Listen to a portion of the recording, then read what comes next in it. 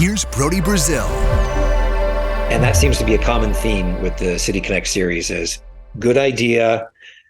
A couple of elements look really good, but they just took it a step too far, and that might have ruined the whole thing.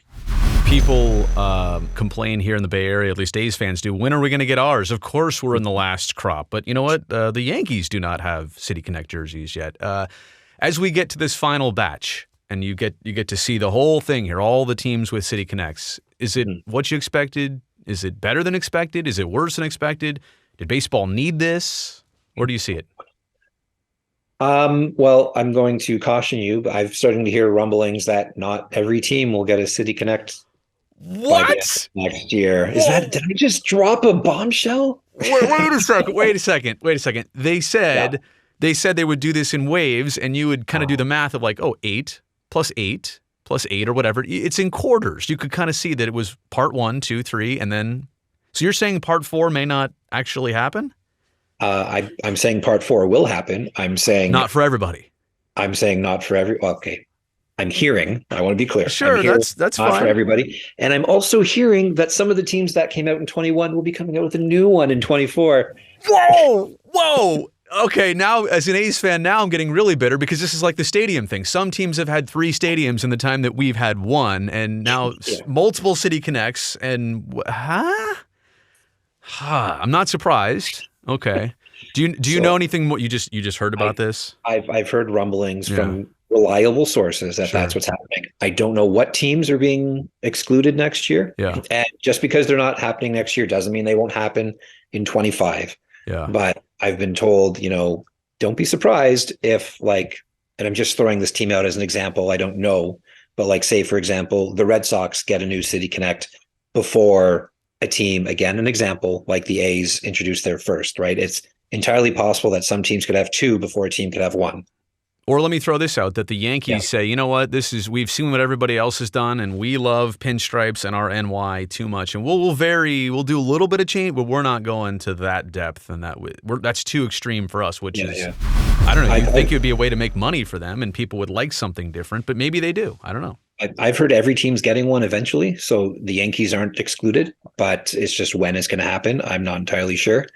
And to go back to your original question, the first uniform we saw from this was the Red Sox. Mm-hmm. When that happened, I thought this is going to be nuts across the whole spectrum. It didn't turn out that way. Yeah. Miami was the next with the Marlins, and they had that Havana Sugar Kings tribute. And I thought, okay, now we're talking, right? This is a cool looking uniform. Yeah. And the White Sox with the South Side, the Cubs with Wrigleyville, I thought those were steps in the right direction. So it's been really hit and miss with some of these teams. I think the Kansas City Royals uniform is fantastic. I love that tribute to the fountains.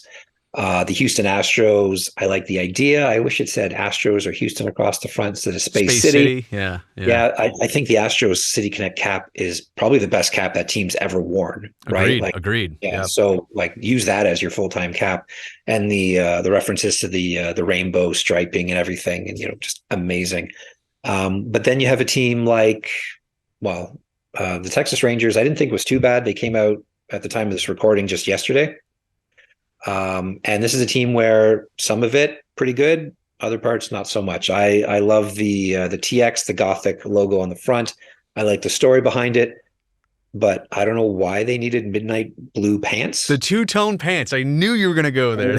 Why? And you're seeing this. A lot of the City Connect teams are now stepping back from the colored pants, right? The Dodgers the other day. Well, the Rockies came out with green, like dark green on a white jersey top, I think, right? Yeah, that's right. So the Rockies decided that they're going to wear white pants for some games and green pants for others. So they're transitioning away. The Diamondbacks originally had yellow pants, and they switched to white.